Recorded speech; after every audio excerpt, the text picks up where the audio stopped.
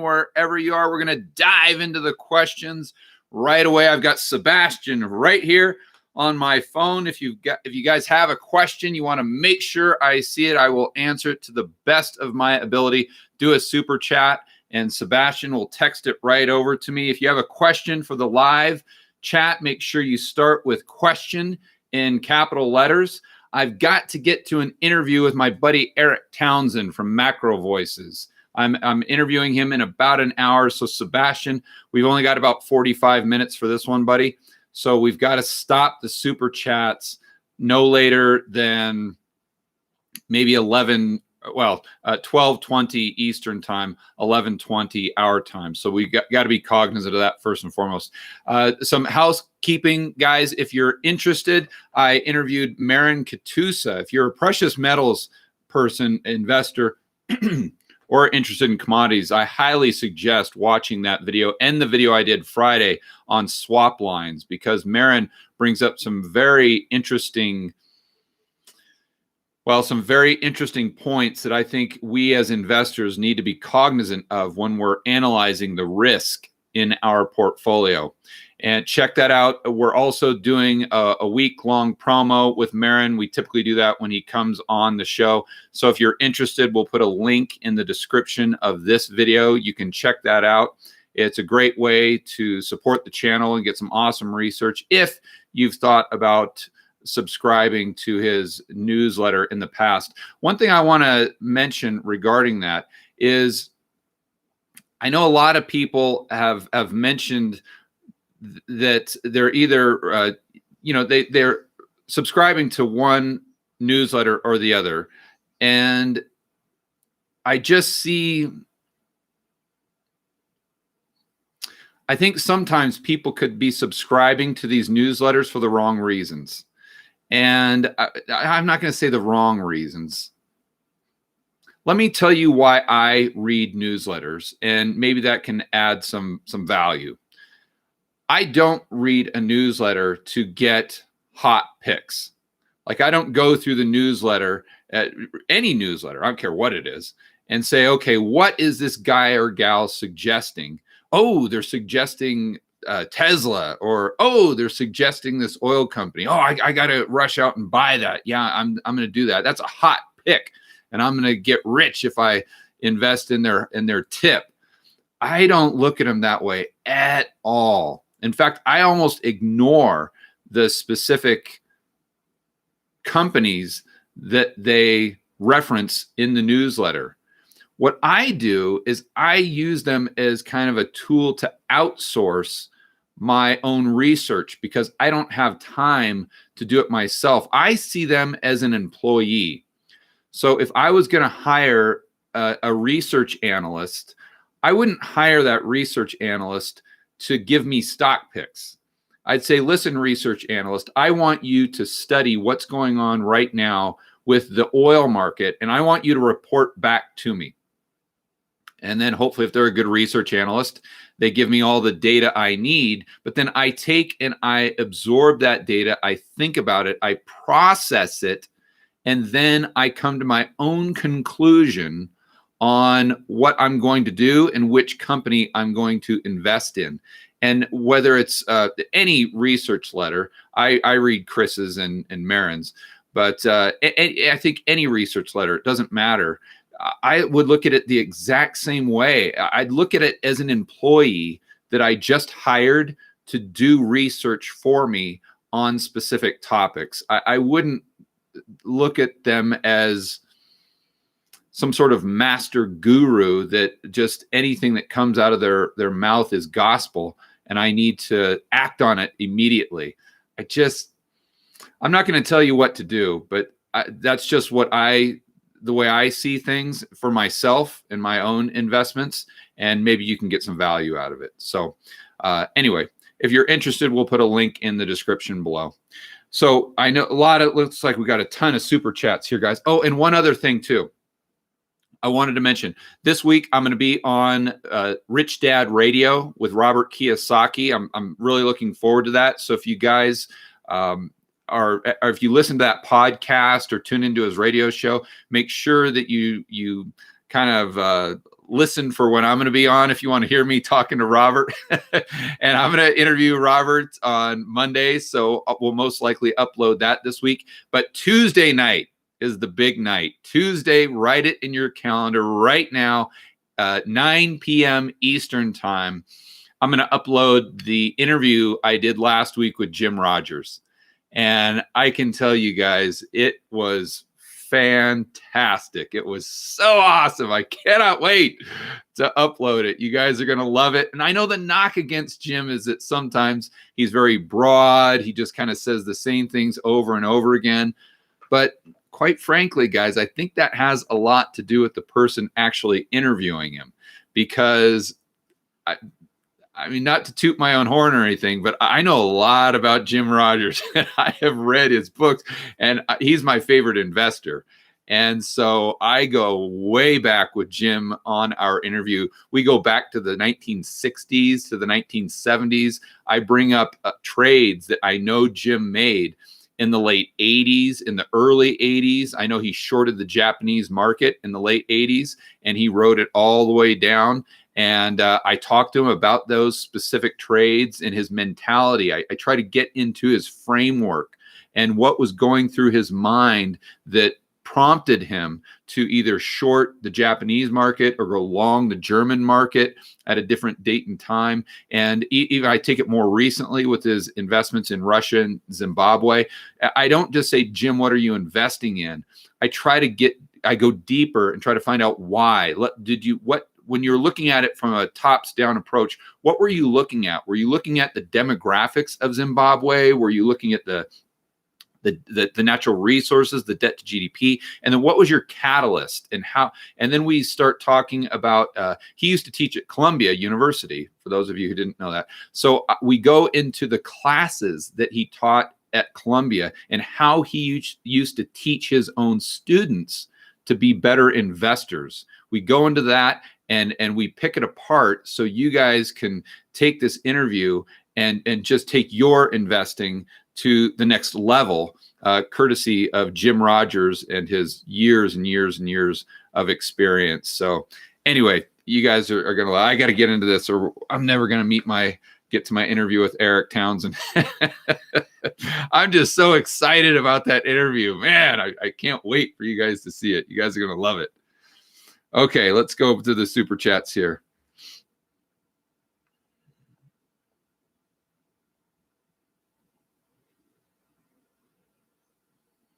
Chad, he says Kiyosaki dislikes the Fed. Please ask him who owns the Fed.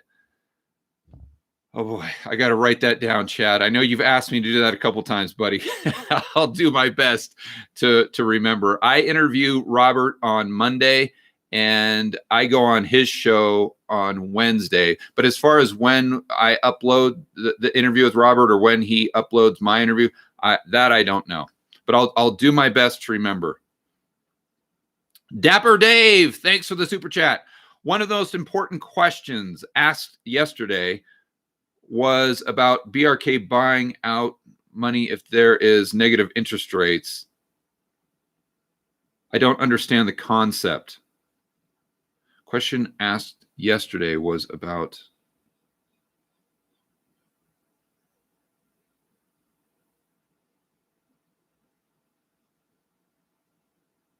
BRK paying out money if there was negative interest rates.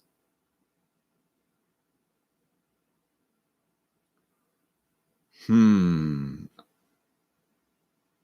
not sure what you're referring to exactly there, Dapper Dave. Can you don't do another super chat, but I need you to somehow clarify exactly what you're talking about so I can better answer this question. All right, if you're in the live chat right now, Dapper Dave, can you just clarify? And Sebastian, look out for that. And then just send me a quick text and we'll circle back to this question at the end.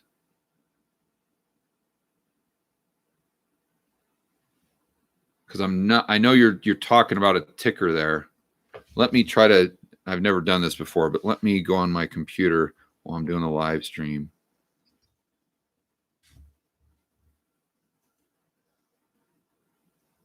Oh, you're talking about Berkshire. Okay, so you're talking about Berkshire Hathaway. So let me go back to your question here. One of the most important questions asked yesterday was about Berkshire paying out money if there was negative interest rates.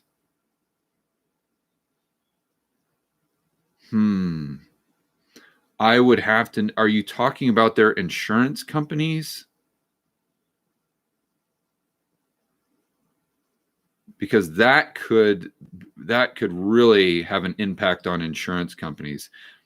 I'm not exactly sure what you're referring to, or maybe if you can put a link to the specific interview. I'm assuming you're talking about a Buffett interview or maybe a call he did with CNBC. But let's circle back to this at the end. Great question. Andrew, thank you for the super chat. How will deflation impact gold mining stocks? This is such a tough question because Andrew, it seems like you're looking at deflation and inflation as just kind of this monolith. And you either have one or the other. Either all prices go down, all asset prices, consumer prices, everything goes down at the same time and the dollar goes up, or all prices, asset prices, consumer prices, oil, commodities, everything goes up at the same time while the dollar goes down against foreign currencies. It doesn't work that way. It just doesn't work that way. If you go back to the video I did, I believe it was Monday, and I outline how inflation worked over the last 20 years. So I've got a chart with a few different data points on it. One was the CPI for the United States, which pretty much just goes straight up from left to right. It's got a little bit of a blip down in 2008 or 9, but then just comes right back. And then I compare that to the DXY, which goes up and down and up and down. And then I compare that to asset prices like the S&P, which, as you know, in early 2000s goes down, comes back up, goes down, then comes back up. And then housing prices, which peaks out in 2006, goes down to a low in 2012.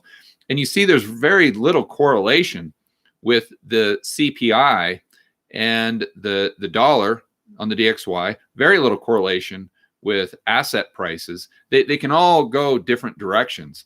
So when you're talking about deflation, as Lacey Hunt might, with the most recent interview he did with Eric, which was fantastic, great interview. Lacey Hunt's looking at it from a standpoint of debt.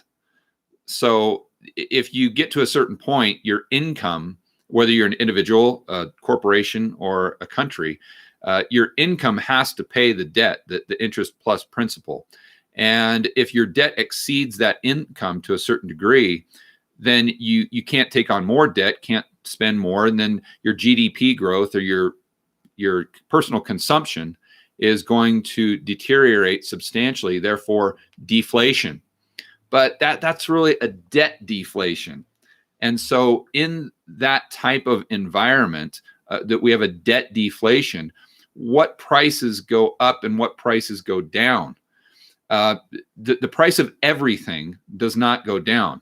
I can almost assure you that the burrito you get at Chipotle, if we have deflation, that burrito will not go down in price. I can almost assure you. I can almost assure you that the price of your kid's college tuition is not going to go down. The cost of your health care is not going to go down. Although the CPI might go -1 or 2, to Dr. Hunt's point. So it's a very, very nuanced question. But let's look at it from the standpoint of what I would personally look at with the mining stocks is I would look at deflation relative to the cost of energy, because that's a big input for them as far as their expenses. So with oil down, call it $20 a barrel, or $30 a barrel, that's going to most likely benefit gold miners substantially, assuming that the price of gold stays high or continues to go higher, which it could. It's very possible in deflation for gold to actually go up in price in nominal terms. So I think that might be your question, Andrew, and that's how I'd answer it. I think that deflation, assuming you're talking about energy deflation, would be very good for gold miners. I'm not saying that it will shoot their price a lot higher, but it's definitely a tailwind. Andres, thank you for the super chat. Hi, George. What are your thoughts on the Colombian situation? Hyperinflation risk? Any other risk? How would you protect your wealth in emerging countries?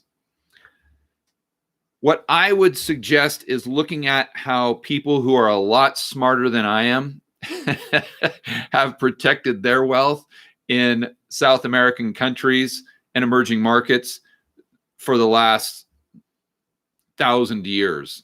And usually it's real estate. It can be gold, it can be fine art as well. But especially in South America, they are all about real estate. They really don't have savings accounts. They don't like to buy bonds for obvious reasons, because whether it's Colombia, whether it's Venezuela, Argentina, Brazil, they've almost, Ecuador, same thing. They've all had problems at one point in time with their currency. So if you're someone who's worth 10 million bucks and you're Argentinian, are you gonna have your money cash in the bank on Argentinian bonds? No way. No way. You're gonna have it in real estate, most likely, or a productive business. So that's kind of the safety play from what I've seen in my world travels for people who have substantial resources to protect their purchasing power. And what you'll see, or what I've seen in the past, is when a country really starts to get bad, actually real estate prices go up in real terms. In like Venezuela is an example of that. Now, I know recently, of course, prices have gone down substantially because the whole economy's collapsed. But when they first started getting having their problems with hyperinflation, you saw it was, and I thought real estate would be cheap. And I actually looked into it. This was maybe, I don't know, 5-6 years ago, something like that. And I saw that real estate was actually expensive because everybody was taking their money and buying any type of hard asset they could get their hands on. So I don't really worry too much about losing purchasing power in these types of countries, as long as I have my portfolio allocated to hard assets. If I had cash, if I had bonds, it would be a different story. Let me make sure I answered your question well. See, hyperinflation, any other risks? Oh, any other risks? Well, there's always political risks, but you're going to have political risks in the United States. I mean, that I think Americans have potentially I'm not going to say the biggest, but I'm going to say Americans have extreme political risk right now from the standpoint of taxes. What do you think is going to happen? I mean, 2020 comes along, the election. And I'm not saying I like Donald Trump at all. I dislike all politicians. You guys know that well. But if he doesn't get reelected, what's going to happen to taxes? And even if he does get reelected, what's going to happen to your purchasing power in the form of consumer price inflation when Trump, my goodness gracious, he spends like a drunken sailor. He's the biggest Keynesian of them all. Trump, he's more Keynesian than the liberals, for heaven's sakes. So but my point is, when you have these states that their pension fund is going bust, we go into potentially a recession or a depression, and the tax revenues go down to fund those pensions. I mean, they're going to raise property taxes. They're going to throw in a sales tax or a VAT type of tax. It's going to get very desperate in the United States, even if we go into a recession where they're going to look at the people with the resources. And even if you're just a normal average Joe, you happen to own your own house, even if you don't own it outright, they're going to look at you and say, hey, we can milk this guy or gal, and we can pick their pocket. We're going to increase their taxes. So that's the big political risk that I see right now in the United States. But you have that in any country, and I think you have to size that up. And that's why I think you should diversify your political risk as well as your currency risk. You know, I've got a lot of assets in Colombia, but I've got a lot of assets in the United States. I've got some in Ecuador. I try to go all over the world, and if I find a place that I enjoy spending time and I think there's some upside, I'll try to put some money at work there. I've got money to work in Cyprus right now, for heaven's sakes. So it's just trying to spread your risk, because you never know what's going to happen. Free Thinker, thank you for the super chat. Getting macro fatigue. No, that's impossible. Not me. Maybe you are a free thinker. I'm not. I love this stuff. I could just go on and on and on. Too many different views on timelines, policies, triggers for inflation, deflation. How about metals, crypto, real estate, cash, even the split? All right. So I'm not sure if you've got a, let's see, cash, even, split.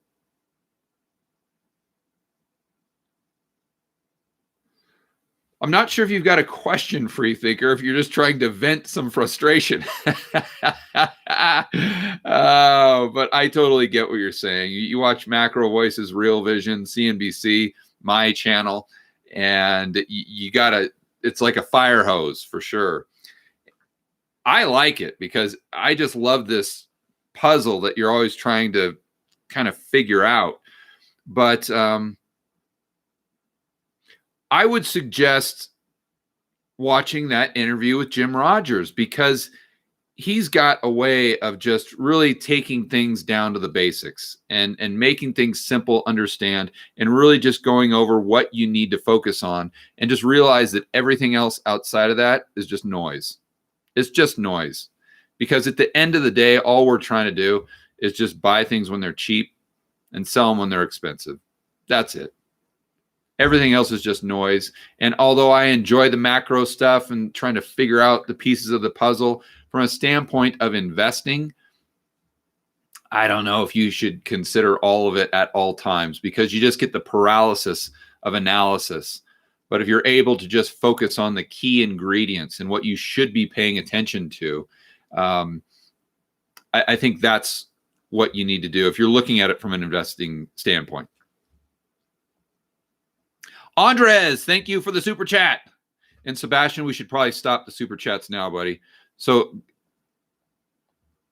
oh, geez. Yeah, we'd definitely stop the super chats. Yikes. I'm going to have to get through here quickly. All right. Sorry, guys, but I've just got a hard deadline with Eric. So let me try to. Andres, thank you for the super chat question. I live in Panama. We use dollars, and we don't have a central bank. How will countries that use dollars be affected by money printing in the U.S.? The problem is you've got to take on the interest rate policies of the United States. And if they allow inflation to run hot, just let's hypothetically say they do, it's going to affect your asset prices and potentially create bubbles in Panama, just like it's created bubbles in Hong Kong with their real estate. Because, see, so you've got two different economies. Let's say one, the United States is going down, so they're going to drop interest rates. But let's say you've got another economy like Panama that happens to be kind of okay, or at least they're even going up. Normally, you'd want interest rates in Panama, let's say 5 or 6%. But if the United States drops interest rates down to 0%, your interest rates are going to go down as well. So it can lead to inflation, bubbles, and the economy overheating. That's your downside there. The takeaways, the downside is you generally have to or end up adopting the same type of interest rate policy as the government or economy whose currency you're using.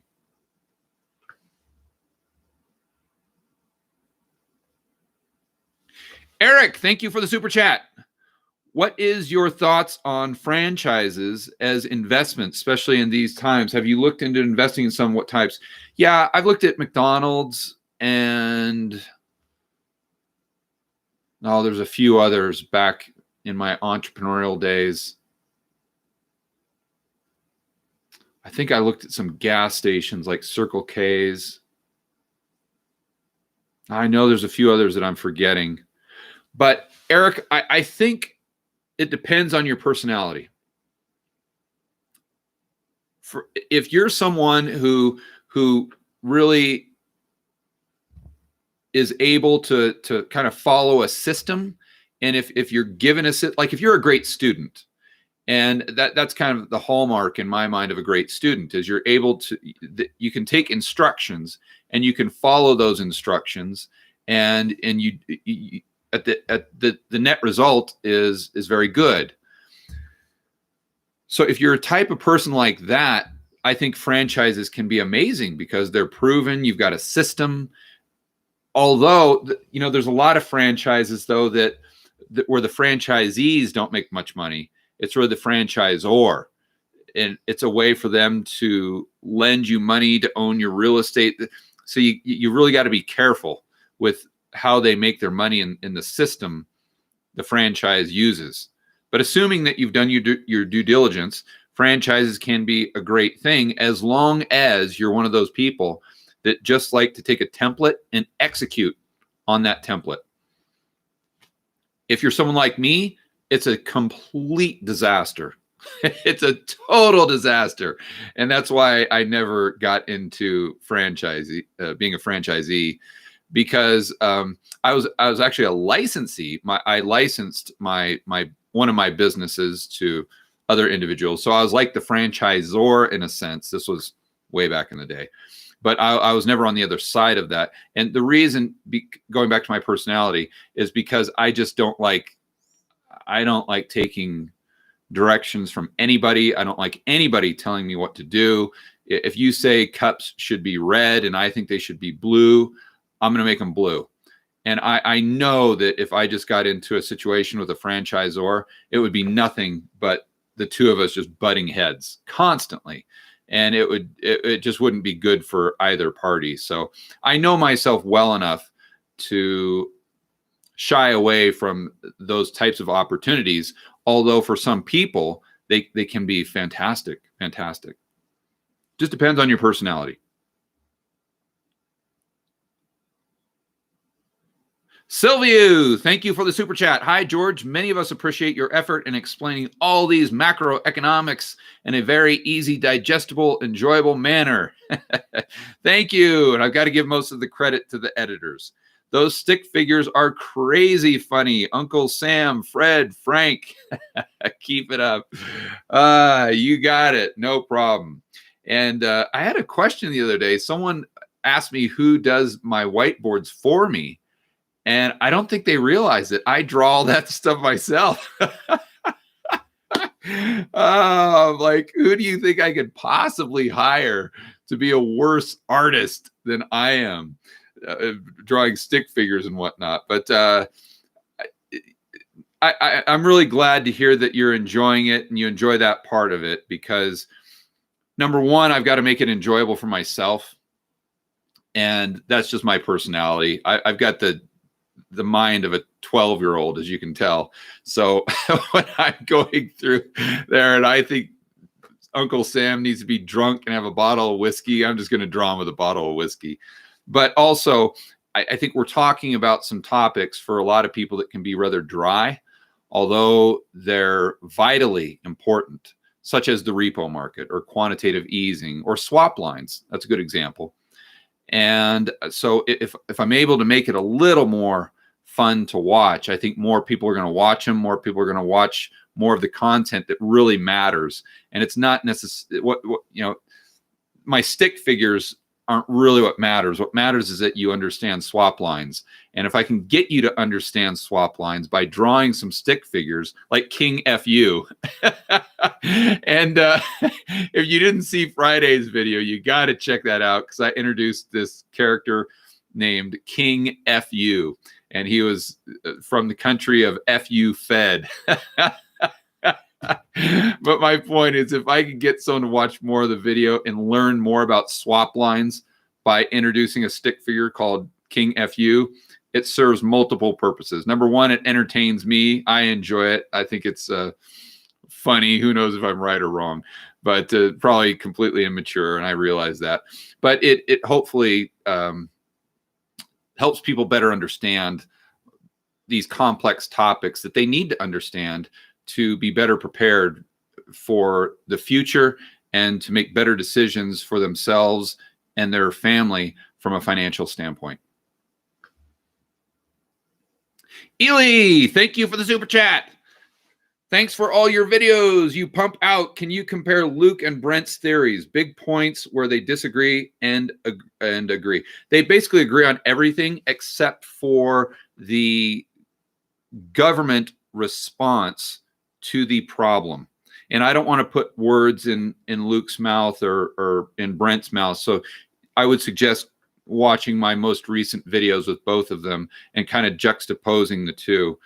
But that's kind of my takeaway. Luke thinks that the government will just do anything, and they will print limitless money. They'll do MMT. They'll shoot the money directly into people's checking accounts. They'll give everyone 10 grand, 100 grand, whatever they need to do to paper over or try to paper over this problem. Where Brent thinks there's going to be a line in the sand that the politicians are I'm not going to say they're not willing to cross, but they're unable to cross. And I think that's kind of where their opinions diverge. But let's remember, long term, they're both dollar bears. Both dollar bears. It's just, if you ask them where's the dollar going to be in 10 years, they're both going to say down. It's just a matter of how we get from A to B.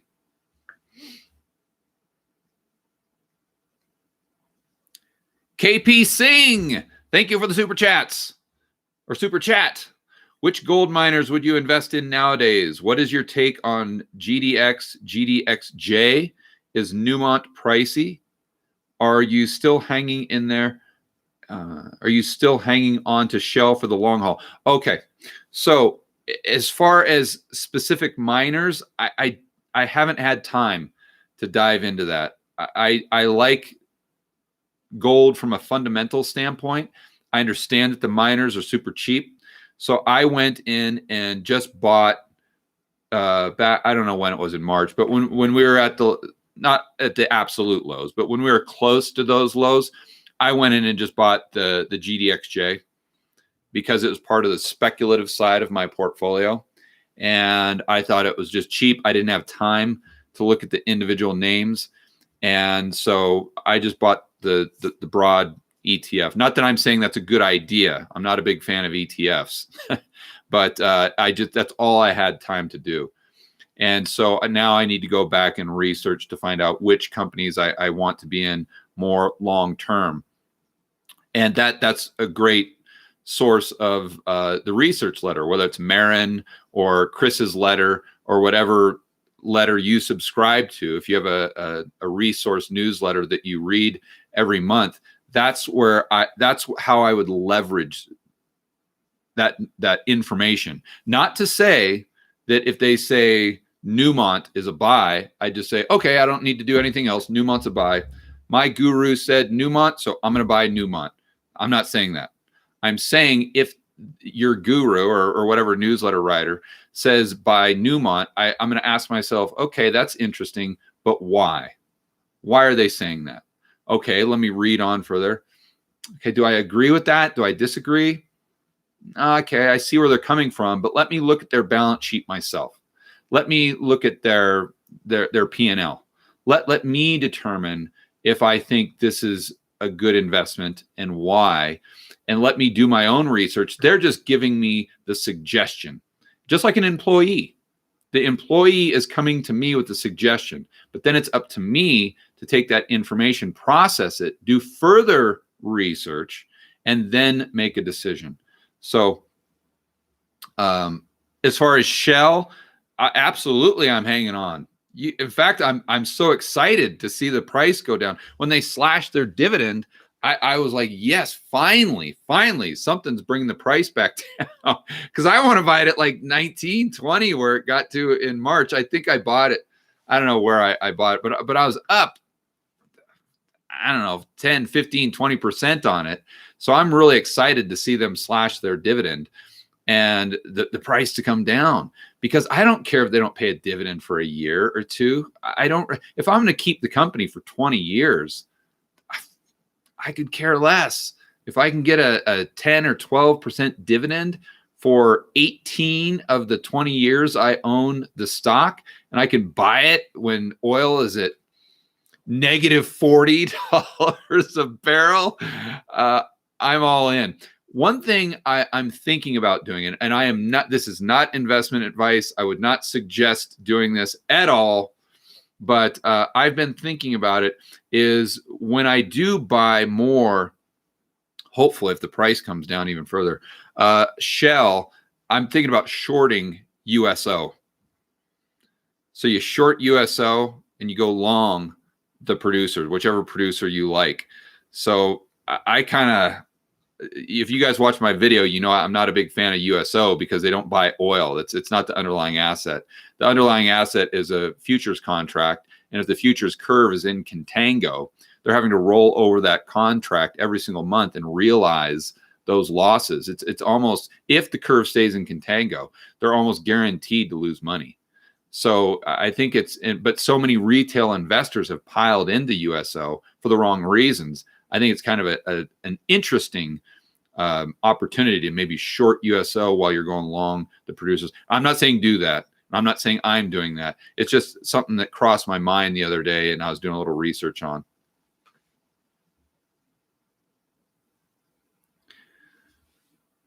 Okay, it's Joseph from KC. Thank you for the super chat. What's your thought on Warren Buffett holding huge amounts of cash? Should other investors with cash follow his example right now? Warren Buffett's a smart guy. That is for sure. And you got to look at what Warren Buffett does and not what he says. A lot of times those are two completely opposite extremes. So if he's holding cash, it's just like the newsletter. It's just like the research. Just because Warren Buffett is holding cash, it's not a catalyst for me saying, oh my gosh, Warren Buffett's doing it. He's suggesting that. Well, I've got to be all in cash. No, it's just a reason for me to think about, okay, Warren Buffett is all in cash. Why? Why is he all in cash?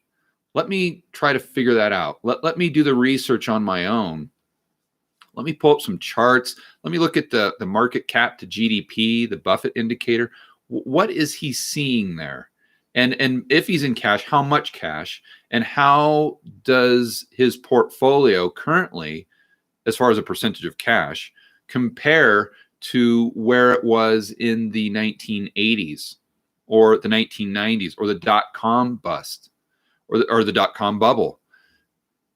How is it different? How is it similar? And what lessons can I learn from what Warren Buffett is doing? How can I understand his thought process? And then I would layer that over my own kind of base case and my own framework for my portfolio. You see the difference there? And that's what I do. And I'd really, and not that I'm right or wrong or anything special, but I think that's the smartest way to approach it.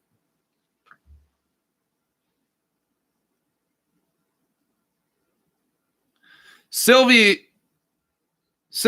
thank you for the super chat. Quick question. Do you think that the Fed will adopt UBI as a solution instead of debt jubilee? UBI can be used to pay existing credit. So this is like a Steve Keen type of option which I think is really interesting. I mean, Steve is a smart dude. And if you're not following Steve, make sure you do. Go to his Patreon page. He's got a ton of great information there. I mean, the quick answer is yes. I don't know if the Fed will do it or the Treasury will do it, and the Fed will just monetize the debt. But I definitely think UBI is in the future. Whatever form it is, maybe for the next 6 months, they're giving everyone $2,000 a month. Or I think the bottom line is, in the future, the payments going to the government or going from the government to individuals is going to increase. Whether those payments are through UBI, unemployment benefits, whatever you want to call it, helicopter money, there's going to be a lot more money going from the government to the individual people. I'm not saying that's good. I'm not saying it's bad. There's, like Thomas Sowell says, there are no solutions. There are only alternatives. So we have to look at the cost benefit and see how that might play out. My opinion is there's no free lunch. So if you're giving people money, just printing it up out of nowhere and giving it to them, there's going to be a negative effect to that will counterbalance the positive effect of the original intention. And quite often, the negative can have a greater impact than the positive that you had from giving the individuals the money in the first place. But again, my point is, I do see that being part of the future. Oh, here we go. Great. We got a clarification from Dave. To clarify, my question was, why does Berkshire have to pay policyholders if interest rates go negative?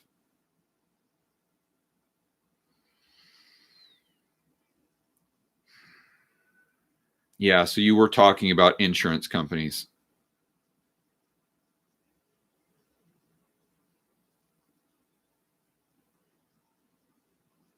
I would have to think that through, Dave. That makes sense because you're paying an insurance company. I don't know that they're talking about car insurance. I think they're probably talking about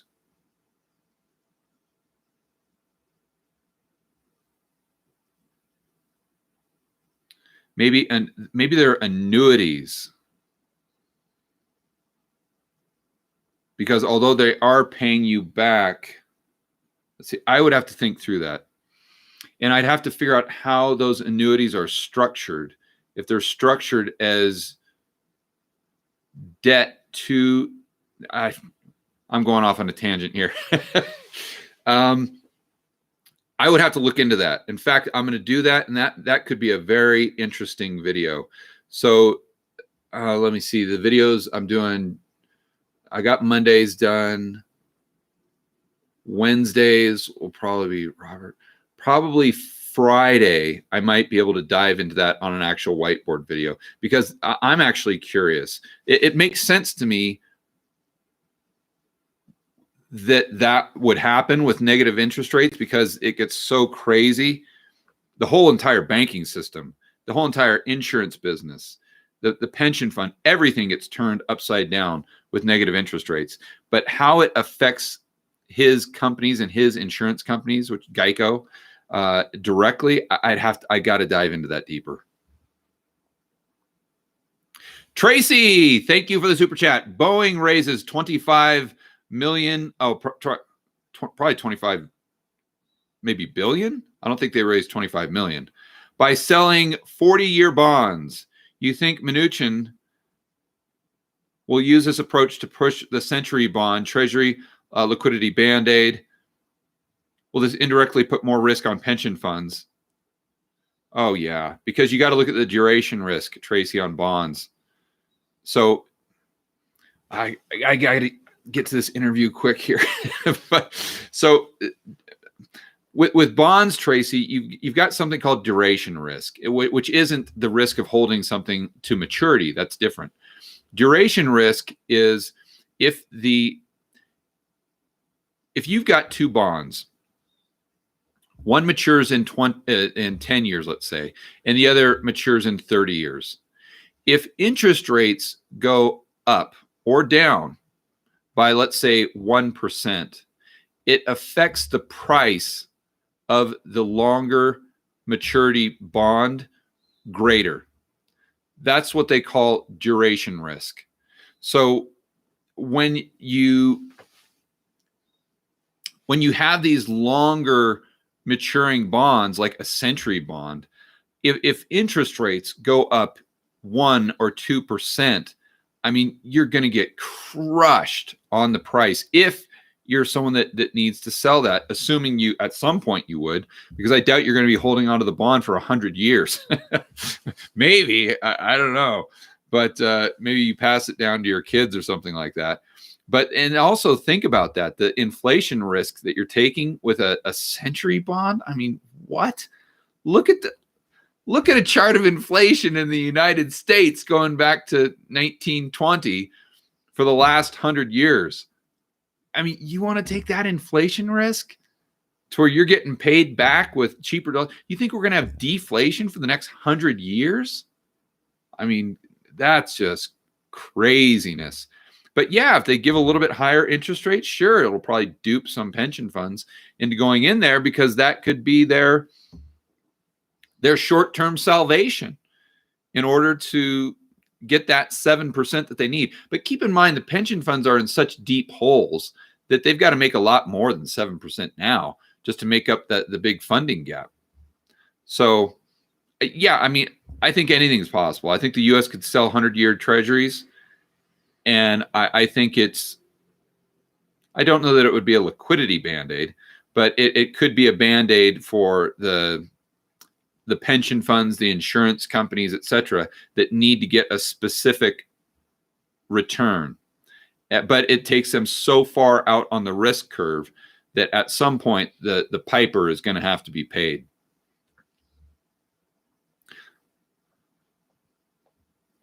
Oh, geez. Okay, so there's no way I can get to the rest of the super chats. I've got to get on this interview with Eric. So, guys, what I'm going to do, Sebastian, just please make a note that the last question I answered was Tracy. So the next question I need to answer is Jose Aguilera. And for everyone else, if you didn't hear me answer your question, what I'm going to do as soon as I get done with my interview with Eric, I'm going to go right to YouTube and I'm going to record myself answering all of the rest of the questions. And this afternoon, I'm going to upload that to YouTube. So just to the channel, I'll call it like super chat questions answered, and then the date today. And so make sure you go there, and at the latest by tonight, I'll have that uploaded so you can see your question answered. And just as a reminder, guys, if you're interested in KATUSA's research, make sure you check out the link in the description. I'll have Sebastian put it in there. I think we also have it on our website at georgegammon.com, the recommended resources, the newsletter tab. And if you're in the market for a resource newsletter, I think you should check it out. If you're not, it's probably not right for you. But even if you do subscribe to KATUSA's deal or any research letter out there, make sure that you're seeing it from a standpoint of that research letter being your employee and not some guru that you take everything that they say as written in stone and as the gospel. I think that's the best advice I can give to you. So, guys, thanks for all the super chats. And again, make sure you check out the super chats that I didn't get to on a video tonight for YouTube. And I got to fly. I got to get to Eric. I'm running late. So, guys, have a good one. We'll see you on the next video.